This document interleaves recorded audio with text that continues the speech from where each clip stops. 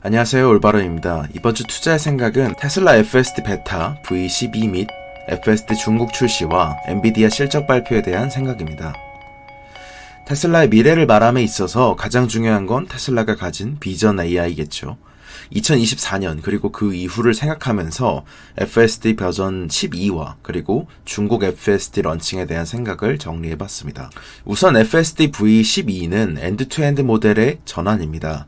엔드-투-엔드란 수많은 데이터가 들어가게 되면 알아서 정해진 점수와 목표에 맞게 학습하여 주행할 수 있도록 하는 것이 목표죠. 아직은 풀스택 엔드-투-엔드를 하고 있는 기업은 최대한 가까운 것이 컴마 AI나 테슬라 정도가 가장 가깝고, 대부분은 각자의 모듈별로 신경망을 구성하여 하나하나 뉴럴넷을 학습시켜서 사용하고 있습니다. 예를 들어서 테슬라 또한 2020년 당시에 48개의 뉴럴 네트워크를 가지고 있었죠. 이것을 계속해서 통합하는 과정 속에 있습니다. 이에 대해서 이전 자료를 짧게 한번 훑어볼까 합니다. 최근 엔드-투-엔드로 가기 전의 모습들을 정리하자면 이렇습니다. 기존의 데이터 모음 및 그리고 기초적인 데이터 해석을 담당했던 백본을 하이드라넷에 옮겼던 것에 이어서 2022년 오큐펜시 네트워크를 추가했죠. 해석 단계에서 기존의 방식대로 오브젝트 디텍션이나 신호등 탐지 그리고 차선 인식을 그대로 하되 이것들을 3D 복셀 하에서 해당 공간이 점유됐느냐 아니냐, 그러니까 해당 공간에 무언가 있느냐 아니냐에 대한 인식을 추가한 것입니다. 한마디로 현실 세계가 있고 그것을 데이터로 모아서 해석하기까지 3D 물체 인식인 점유 네트워크와 기존의 인식 시스템인 하이드라넷의 조합이었다고 볼 수 있겠죠. 그리고 이런 하이드라넷과 점유 네트워크를 사용하여 데이터를 해석했다면 이 해석된 값을 호출해서 주행 계획을 세우는 단계가 넘어갑니다. 여기에는 몬테카를로 플래너를 사용하였는데요. 이전 기반 자료를 바탕으로 해서 최적 경로를 분석하고 주행할 수 있도록 하는 과정입니다. 여기에 순서대로 첫 번째는 차선이나 오브젝트 인식, 점유 네트워크를 통해서 판단이 인풋으로 들어가게 되고, 두 번째와 세 번째로는 어느 방향 혹은 어느 차선으로 갈지에 대한 궤적을 만들게 되죠. 이런 궤적은 예상 주행 경로를 의미합니다. 그리고 네 번째와 다섯 번째로는 주행을 하면서 각각의 에이전트들, 한마디로 도로 위의 보행자나 다른 차량들에게 양보할 것인지 혹은 그냥 주행할 것인지를 빠르게 결정하는 방식입니다. 이 모든 것이 당연히 0.1초도 안 되는 사이에 이루어지죠. 결정하는 방법은 우선 사람이 충돌할 확률, 편안함, 그리고 개입 가능성과 인간과의 유사성이란 네 가지 기준을 사람이 결정하고 매기게 되어 있습니다. 가중치를 기반으로 몬테카를로 트리상 나오는 모든 값에서 가장 비용이 작은, 한마디로 가장 실패 확률이 작은 그런 값을 택해서 그 주행 경로대로 주행하고 있는 것이죠. 엔드-투-엔드는 지금까지 말씀드렸던 하이드라넷과 오큐펜시 네트워크 그리고 몬테카를로 트리를 통합하는 과정입니다. 앞서 설명드렸던 것처럼 퍼셉션 단계에서 처리한 최적의 값, 그리고 플래닝에서 처리한 최적의 값을 두 개의 큰 트랙으로 나누지 않고 하나의 최적의 값을 구하는 것이죠. 제거하는 것이 아닌 통합의 성격을 띠고 있다고 생각하고 있습니다. 이제 FSD 버전 12가 내부용으로 배포되기 시작했고 차츰 얼리 베타와 오픈 베타로 이어짐에 따라서 24년을 조금 더 기대해 볼 수 있는 상황이 연출되고 있습니다. 그리고 이것과 함께 반드시 봐야 하는 것이 중국의 FSD 허가에 대한 내용인데요. 먼저 전체의 맥락은 이렇기 때문입니다. 현재 중국의 신흥 EV 기업들, 한마디로 리오토나 니오, 샤오펑, 지커 등은 이미 테슬라와 비슷한 규모로 혹은 더 많은 규모로 내수 시장에서 판매할 정도로 커져 있습니다. 그래서 합쳐서 그렇다는 것이 아니고 리오토는 이제는 단일 플레이어가 테슬라만큼 팔기 시작했죠. 이런 배경 하에서 중국 부처에서 도시 내에서 대량 자율주행을 허가하는 공동고시를 발표하고 나섰습니다.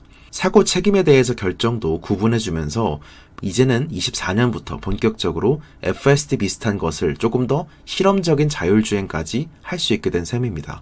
이에 대한 수혜는 물론 테슬라도 받게 되지만 중국 내 신흥 EV 세력인 리오토나 샤오펑, 니오 또한 각자 자체의 에이다스를 갖고 추진 중이며 컨콜에서 올해 내내 계속 언급하면서 FSD 비슷한 것을 24년 혹은 올해 말까지 보급하려는 계획에 대해 말해왔었습니다.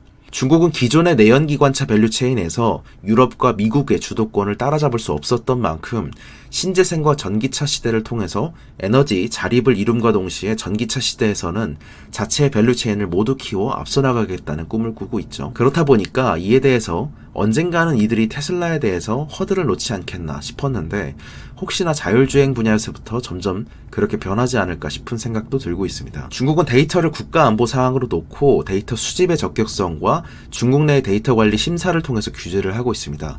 이런 부분은 2016년부터 이미 고시가 됐던 것이기 때문에 이에 맞춰서 테슬라도 2021년 중국 내 데이터 센터를 상하이에서 만들어서 대응하고 있습니다. 그리고 원칙상 볼 때 중국에서 얻은 데이터는 테슬라 또한 중국 내 자체 데이터 센터를 통해서 학습한 것으로 써야 한다는 구조입니다. 그래서 글로벌 FSD와 약간의 성능이 다를 수도 있겠다라는 생각을 갖고 있는데요. 이것과 같이 생각해야 될 점은 리오토나 샤오펑 니오 같은 경우는 테슬라 오토파일럿이나 FSD에 비해 당연히 성능은 한 50% 정도에 못 미친다고 생각하고 있습니다. 그러나 이 부분들에 대해서 따로 FSD처럼 추가 요금 부과는 없기 때문에 성능은 다소 떨어지지만 이들도 따라잡을 것이라 생각하고, 이전에 FSD에 대해서 테슬라는 9게임에 들어갔다는 말씀을 드렸었는데요. 테슬라는 90%, 99%, 99.99%, 99.999%로 계속해서 좋아지긴 하지만 체감이 낮아지는 구간에 진입을 했고, 그에 반해서 리오토나 샤오펑, 니오 같은 경우는 이미 너무 많이 낙후되어 있기 때문에 50% 혹은 70%까지 올라온다고 한다면 사용자 입장에서 생각할 때는 큰 차이가 없을 수도 있는 구간에 진입했다라는 생각 때문입니다. 이에 대해서 중국 시장에 한정해서 생각할 때 성능은 약간 떨어지지만 무료인 국산차와 성능은 좋지만 비싼 유료 외산차의 경쟁이 될 수도 있다는 의미이기도 합니다. 그래서 전체 맥락을 한 번에 객관적으로 보는 게 중요하다고 생각한 이유였습니다. 두 번째는 엔비디아 3분기 실적 발표 자료입니다. 처음 발표됐던 좋은 내용들이 많았지만 단기 주가에 묻혀버린 게 많았는데요. 이번 실적 발표는 중국 매출이 4분기에 크게 줄어들면서 당연히 단기적인 관점에서 실망은 있을 수 있습니다. 하지만 장기적으로는 더 좋아진 부분들이 많았습니다. 순서대로 볼 때 중국에 대해서 수출 규제 영향을 받으면서 4분기 매출 가이던스가 생각보다 더 낮게 나왔습니다. 기대 수익이던 4비에서 5비 정도가 줄어들다 보니까 그런 것이고, 실제로는 더 고성장할 수 있었음을 알리는 상태였죠. 그리고 두 번째로는 추론용 AI GPU 수요가 이제는 메인 워크로드가 될 정도로 올라왔다는 것이 중요했습니다. 거대 언어 모델 학습이 끝난 제품들이 사용되다 보니까 이제는 추론 칩 수요가 늘었다라고 볼 수도 있고, 추론용 칩이 성장 동력이 됐다는 것은 향후에 25년, 26년까지도 계속해서 피크아웃 없는 엔비디아의 성장이 가능하다는 의미이기도 합니다. 세 번째는 가장 중요한 것이었는데요. UBS 애널리스트에 피해갈 수 없는 질문이 하나 있었죠. 주요 베어리시 논리인 AI 수요 피크아웃 우려에 대해서 정면 돌파를 한 셈입니다. 이에 대해서 젠슨 왕 CEO는 데이터 센터 사업부가 25년까지도 성장할 수 있을 것이라 확신한다고 말했습니다. 새로운 고객들이 늘고 있고 처음에는 스타트업과 클라우드 서비스 기업 수요로 늘었지만 이제는 소비자 인터넷 기업과 B2B 소프트웨어 그리고 엔터프라이즈까지도 수요가 번지는 물결을 보고 있다는 것이었습니다. 이번 분기 기준으로 전사 매출에서 데이터 센터가 80% 비중까지 올라오게 됐습니다. AI 노출 비중이 80%인 기업이라고 볼 수 있겠죠. 컨코를 분석해보면 모든 면에서 수요가 증가하고 있고, 특히 4분기부터는 추론용인 L40S의 본격적인 출하가 시작됐습니다. GH200에 대해서도 기대가 많았죠. 대략 200 엑사플롭 정도면은 먼저 선주문된 것이 약 5만 개 정도로 예상이 되며, 생성형 AI와 거대 언어 모델에 특화된 제품, 이에 대한 수요가 먼저 매우 높다는 것을 의미했습니다. 또한 이 정도면 네트워크 매출이 전사 매출의 약 15%를 넘는다는 것, 소프트웨어도 연간 단위로 1비 이상을 벌 정도까지 올라왔다는 것도 매우 좋은 내용이었습니다. 이제는 경쟁자인 AMD나 인텔 혹은 후발주자들이 엔비디아와 본격적으로 경쟁하기 위해서는 AI GPU의 벽과 쿠다의 벽 그리고 네트워킹의 벽, 앞으로는 자체 소프트웨어의 벽까지 넘어야 하는 구조로 바뀌어가고 있다는 것을 의미하기 때문입니다. 25년에도 성장한다는 의미는 엔비디아를 조금 더 타이트하게 보시지 않을 경우엔 말의 무게가 사람에 따라 조금 더 다르게 들릴 수 있는 내용입니다. 수많은 사람들의 생각 한켠에는 23년과 24년의 엔비디아의 고속 성장이 앞으로도 이어지진 않겠지라는 생각을, 한마디로 피크아웃 생각을 하고 있었기 때문입니다. 그 부분에 있어서 상방을 여는 데에 자신이 있다는 코멘트였다고 볼 수 있겠죠. UBS 애널리스트가 물어볼 때 했던 말처럼 이미 24년도 끝나지 않은 시점에서 25년을 전망한 것입니다. 이 정도면 지난 90일 사이에 지속적으로 수요가 좋다는 것을 의미한다고 생각합니다. 이에 대해서 말했던 젠슨 헝 CEO 또한 신규 고객이 늘고 있음을 굉장히 강하게 짚었는데요. 공급을 엄청나게 늘리고도 있지만 신규 고객이 크게 늘고 있다는 것이죠. 이 부분은 실적 발표 전에도 말씀드렸던 엔비디아 주요 공급 막내 기업 중 약 8%에서 10%, 그리고 각각 25%를 차지하는 슈퍼마이크로와 퀀타 컴퓨터가 구체적으로 언급했던 생성형 AI와 거대 언어 모델의 수요와도 일맥이 같습니다. 슈퍼마이크로는 3분기에 약 월 3,000개의 서버렉을 만들던 시기에서 곧 4,000개를 만들 정도로 공급을 크게 늘리고 있고 4분기에는 훨씬 더 많은 GPU를 공급받을 것으로 예상하고 있지만 그럼에도 불구하고 생성형 AI에 대한 백오더가 예상보다 더 빠르게 증가한다 라고 언급했고, 퀀타 컴퓨터는 2분기까지는 공급 병목이 크게 없었는데 3분기부터는 수요가 공급을 훨씬 초과하기 시작하여 내년까지 공급 병목을 겪을 것 같다고 언급했습니다. 그래서 이 부분에 대해서 공급이 변한 게 아니라 순수하게 수요가 더 강해져서 그렇게 바뀐 것이라고 첨언했죠. 지난 90일 동안 기존 고객과 신규 고객 모두로부터 더 많은 AI 서버 수주를 받고 있다는 중요한 코멘트가 있었습니다. 이에 엔비디아 매출 추정치는 매 분기 지날 때마다 정말 가파르게 바뀌고 있습니다. 뱅크 오브 아메리카 매출 추정치를 기준으로 볼 때 5월에 비해서 현재 매출 추정치는 23년에는 35% 증가했고 24년에는 55% 증가했으며 25년에는 51%가 증가했습니다. 테슬라의 4분기에 24년 가이던스가 중요한 것처럼 엔비디아에게 중요했던 것은 공급이 크게 늘고 있지만 그에 맞춰서 계속해서 수요가 크게 늘고 있느냐, 그리고 25년 이후에도 성장할 것으로 예상되느냐, 이 두 가지였는데요. 두 가지 모두를 이번 분기에 깔끔하게 해결한 모습입니다. 이미 중국은 게임용 GPU를 사서 AI용으로 RTX 4090을 바꾸기도 하는 등 여전히 높은 수요를 보이고 있습니다.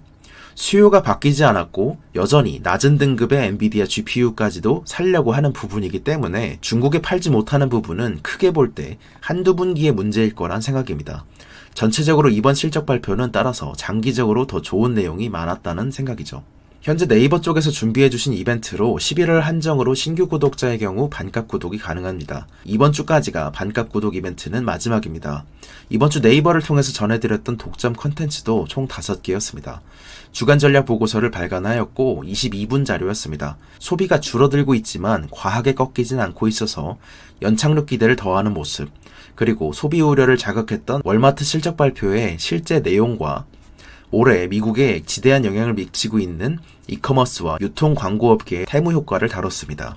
핀더더 테무가 매우 빠른 성장을 보이고 있기 때문에 이제 1년 만에 타겟 매출의 12%까지 따라왔습니다.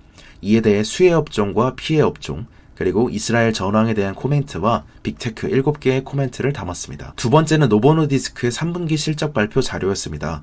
올해 새로 생긴 메가 트렌드가 무엇인지를 생각해보면 AI와 비만 치료제라는 생각입니다. 이미 오젬픽과 위고비의 매출 성장이 기존의 트렌드를 훨씬 상회하여 성장하고 있으며 24년까지도 여기도 엔비디아와 마찬가지로 비만 치료제 수요가 크게 늘은 상태라 공급 부족에 시달리고 있습니다. 여러모로 GLP-1의 효과는 이제 시작됐다는 생각인데 위고비 매출은 작년 대비 2분기에는 500% 이상이 늘었고 3분기에는 734%가 증가하여서 폭발적인 성장을 보이고 있죠. 전사 매출 중의 비중 또한 작년 4분기 5%에서 현재는 위고비 혼자 16%까지 올라와 있습니다. 노보노디스크와 일라이릴리가 시장 점유율 약 85%를 2032년까지 양분할 것으로 예상이 되고 있는데 글 하나로 비만 치료제 시장 전체를 이해하실 수 있도록 정리해봤습니다. 세 번째는 엔비디아 3분기 실적 발표 분석 자료였습니다. 총 28분짜리 자료였으며 영상에서 올려드린 것보다 조금 더 많은 것을 보실 수 있다고 생각하고 있습니다. 네 번째는 미국 주식 대가들의 포트폴리오 3분기 11개 펀드 분석이었습니다. 개인적으로 주요 펀드들이 무엇을 사고 파는지 매 분기 보고 있습니다. 이번에는 제가 보는 총 11개의 펀드를 다뤘습니다. 버크셔 해서웨이와 제니슨 어소시에이트, 베일리 기포드, 폴란 캐피탈, 센스 캐피탈, 타이거 글로벌, 아크 인베스트, 퍼싱 스퀘어, 웨일라 캐피탈, 제벤베르겐과 히말라야 캐피탈입니다. 선호하는 기업도 분산 투자냐 집중 투자냐의 방식도 평균 보유 기간도 모두 다른 11개의 펀드들이기 때문에 이들이 특정 기업을 공통적으로 왜 사고 있는지, 왜 팔고 있는지를 보다 보면 생각보다 많은 인사이트를 얻어가실 수 있을 거라 생각합니다. 마지막으로는 이번 주에 마지막에 나갔던 신재생 섹터 체크 자료입니다.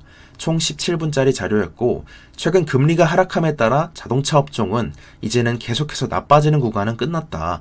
8분 응선쯤 와 있는 것 같다 라고 말씀을 드렸는데 똑같이 고금리의 피해는 받지만 메가 트렌드 중 하나인 신재생은 과연 어떻게 될 것인가에 대해서 말씀드린 자료입니다. 이번 자료에서 말씀드렸던 가장 큰 것은 두 가지였습니다. 미국 트래커 산업에 대한 등급 하향과 정책적 리스크를 높음으로 유지한 것, IRA 업데이트를 담아드렸습니다. 이번 주 투자의 생각 유튜브 편은 여기서 마치겠습니다. 감사합니다. 올바른이었습니다. 좋은 하루 되세요.